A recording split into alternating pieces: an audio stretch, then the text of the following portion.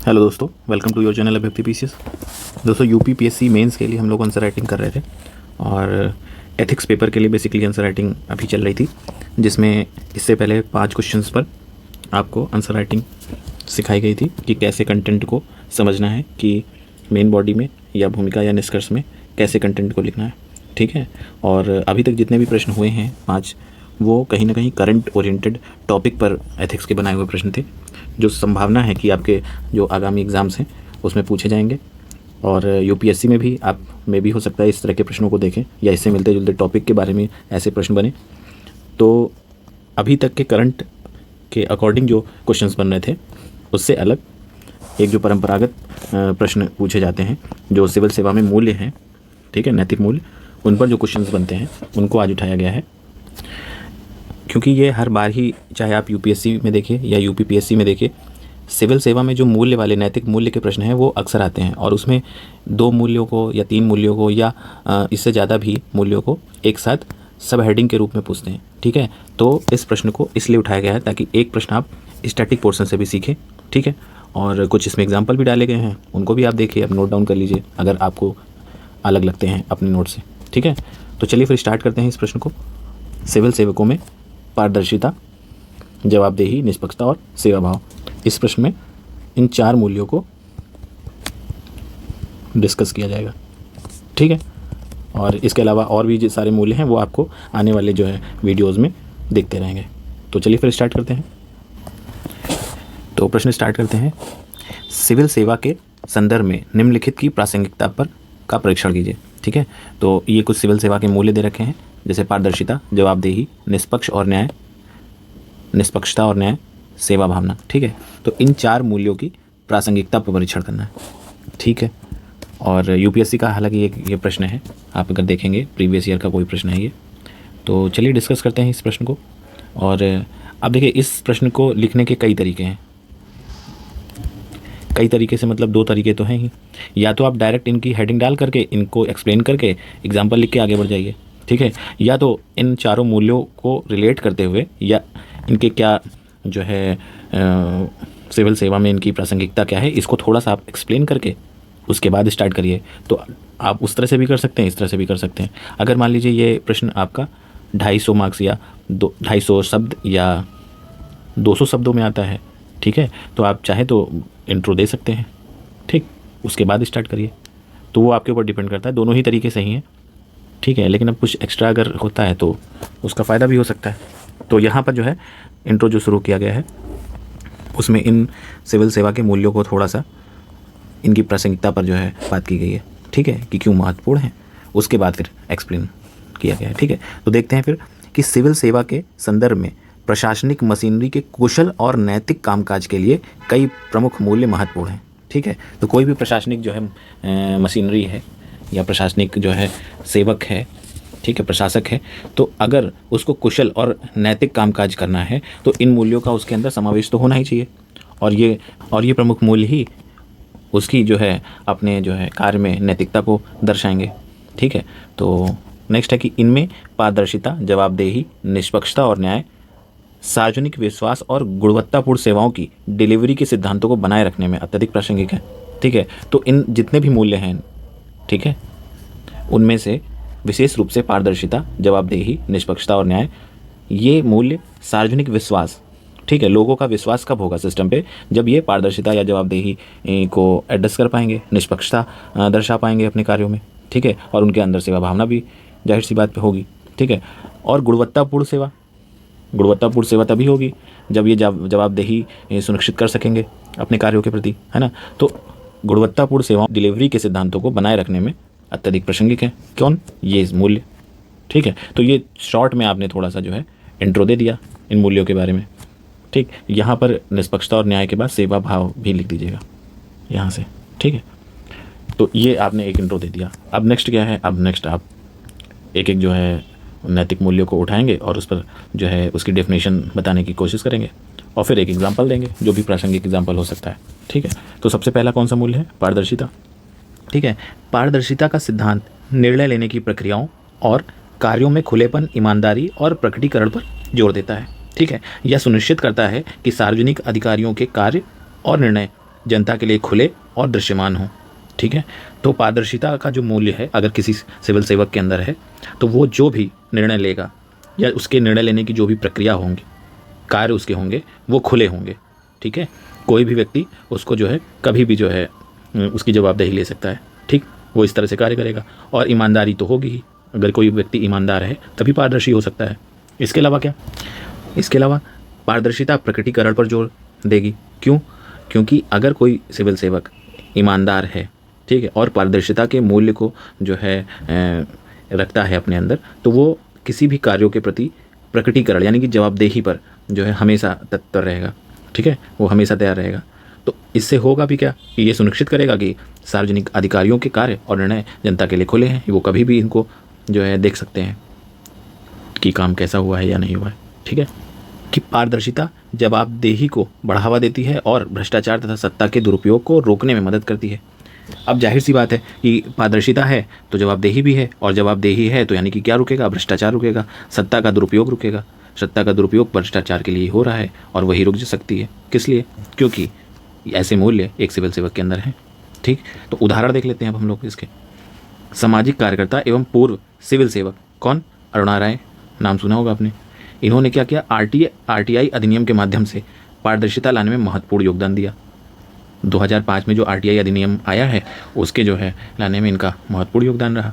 तो सिविल सेवक भी थे, आप सामाजिक कार्यकर्ता, है ना। तो एक उदाहरण आप पारदर्शिता में डाल सकते हैं, और भी बहुत से होंगे, तो आप एक ये भी देख सकते हैं। नेक्स्ट मूल्य देख लेते हैं। नेक्स्ट मूल्य है जवाबदेही। जवाबदेही से तात्पर्य व्यक्तियों और संगठनों के अपने कार्यों, निर्णयों और उनके परिणामों की जिम्मेदारी लेने के दायित्व से है। ठीक है, तो कोई भी व्यक्ति चाहे वो सिविल सेवक हो या कोई भी संगठन का कार्यकर्ता हो, और वो अपने अंदर जवाबदेही के मूल्य को जो है शामिल रखता है, ठीक है, तो वह अपने कार्यों के प्रति या अपने निर्णयों के प्रति हमेशा तैयार रहेगा जिम्मेदारी लेने के लिए, उसके जो भी परिणाम होंगे, है ना। तो जवाबदेही का भाव एक सिविल सेवक में भी होना चाहिए, और ये प्रासंगिक भाव है आज के समय में। अगर हम देखें तो और भी ज़्यादा प्रासंगिक है। जहाँ अगर भ्रष्टाचार चरम सीमा पे है तो जवाबदेही अगर सिविल सेवकों के अंदर होगी तो कहीं ना कहीं इसका फ़र्क पड़ेगा भ्रष्टाचार पर, है ना। तो इसके आगे क्या है कि यह सुनिश्चित करती है कि सार्वजनिक अधिकारी अपने कार्यों एवं निर्णयों के दुरुपयोग से, भ्रष्टाचार और अनैतिक व्यवहार करने से बचे। अब जवाबदेही का भाव क्या क्या सुनिश्चित कर सकता है? वो ये सुनिश्चित कर सकता है कि कोई भी अधिकारी, सार्वजनिक अधिकारी अपने कार्य जो करे, निर्णय ले, उनका दुरुपयोग ना करे, जिससे वो भ्रष्टाचार और अनैतिक व्यवहार की तरफ जो है मुड़ जाए, है ना। तो अगर ये भाव होगा तो वो अपने निर्णयों का, कार्यों का दुरुपयोग नहीं करेगा, और दुरुपयोग नहीं होगा तो भ्रष्टाचार या कोई भी ऐसा अनैतिक व्यवहार भी नहीं होगा। इसलिए ये मूल्य आज प्रासंगिक हैं। अब उदाहरण देख लेते हैं इसका। विनोद राय, पूर्व सीएजी आप जानते ही हैं, जिन्होंने 2G स्पेक्ट्रम घोटाले और राष्ट्रमंडल खेल कॉमनवेल्थ गेम में जो भ्रष्टाचार हुआ था, हाई प्रोफाइल मामला था ये, उसमें वित्तीय अनियमितताओं का खुलासा किया। ठीक है, तो जो 2G स्पेक्ट्रम का घोटाला जो हुआ था यूपीए गवर्नमेंट में, उसी समय के जो सीएजी थे विनोद राय जी, ठीक है, तो ये एक बड़ा घोटाला था, हाई प्रोफाइल घोटाला था, इसमें सीधे मंत्री इन्वॉल्व थे। ठीक है, तो ऐसे टाइम पर जब प्रेशर भी इतना है, उसके बावजूद भी इन्होंने अपनी जवाबदेही सुनिश्चित की अपने कार्य के प्रति, है ना, और इस घोटाले को या इसमें जो भी वित्तीय अनियमितताएं हुई हैं उनका खुलासा किया। तो ये जवाबदेही का एक बेस्ट एग्जाम्पल हो सकता है। तो आप इसको भी लिख सकते हैं अपने आंसर में। नेक्स्ट देखते हैं क्या, कौन सा मूल्य है। नेक्स्ट है निष्पक्षता और न्याय। निष्पक्षता और न्याय में व्यक्तिगत पूर्वाग्रहों, सामाजिक स्थिति या किसी अन्य भेदभावपूर्ण कारकों के बावजूद सभी व्यक्तियों के साथ निष्पक्ष एवं न्याय संगत व्यवहार करना शामिल है। ठीक, अब ये क्या है निष्पक्षता और न्याय? इसमें यह है कि जैसे कोई सिविल सेवक है, ठीक है, वो किसी भी जाति धर्म से जो है बिलोंग कर सकता है। ठीक, उसके अपने कुछ मंतव्य होंगे, उसके व्यक्तिगत पूर्वाग्रह होंगे किसी विशेष समुदाय के प्रति, ठीक, या वो किसी विशेष सामाजिक स्थिति के प्रति उसके खुद के कुछ विचार होंगे। ठीक, चाहे वो भेदभावपूर्ण ही क्यों ना हो, लेकिन अगर वो सिविल सेवक है तो उससे हमेशा निष्पक्ष और न्यायपूर्ण होना चाहिए। तो ये भी एक गुण इंपॉर्टेंट हो जाता है कि आप एक सिविल सेवक हैं और आप किसी भी जो है व्यक्ति विशेष या समुदाय विशेष के प्रति कैसी भी राय रखते हैं, लेकिन जब आप किसी ऐसे पद पर हैं जो सार्वजनिक हित को सुनिश्चित करता है तो आपको व्यक्तिगत पूर्वाग्रहों को अलग रखकर काम करने की ज़रूरत है। और इसीलिए इस गुण की या इस मूल्य की आवश्यकता भी है। और ये सुनिश्चित क्या करेगा? ये सुनिश्चित करेगा कि सभी नागरिकों के साथ समान व्यवहार किया जाए और निर्णय निष्पक्ष रूप से लिया जाए, ठीक, पूर्वाग्रहपूर्ण ना हो।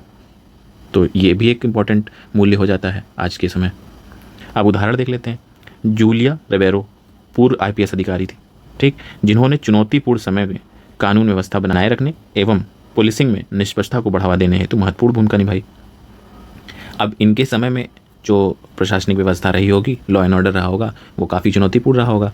उसके बावजूद भी इन्होंने पुलिसिंग में निष्पक्षता बनाए रखी, तो इसलिए इनका नाम लिया जाता है। तो आप इसको एग्जाम्पल के रूप में डाल सकते हैं। ऐसे कई और भी एग्जाम्पल आपको मिल जाएंगे, एक आप ये डाल सकते हैं, ठीक। नेक्स्ट देखते हैं कौन सा मूल्य है। नेक्स्ट है सेवा भावना, ठीक। देख लेते हैं क्या है। सेवा भावना सिविल सेवकों में एक महत्वपूर्ण एवं आवश्यक मूल्य है। यह इस बात पर जोर देती है कि एक सिविल सेवक को व्यक्तिगत हित से ऊपर उठकर व्यापक सार्वजनिक हित एवं कल्याण सुनिश्चित करने हेतु प्रतिबद्ध होना चाहिए, ठीक है। अब सेवा भावना भी महत्वपूर्ण इसलिए भी आजकल हो जाता है क्योंकि इस तरह के पद पर होने के नाते ये दायित्व बनता है कि सार्वजनिक हित को या जो वंचित वर्ग हैं उनके हितों को सुनिश्चित करना कितना ज़रूरी है, ठीक है। और ऐसे में जब आपको इस पद को उनके सेवा भाव के लिए दिया गया है तो अपने व्यक्तिगत हितों को दूर रखने की आवश्यकता है, ठीक है। और यही प्रतिबद्धता ही जो है कल्याण को उनके सुनिश्चित भी करेगी।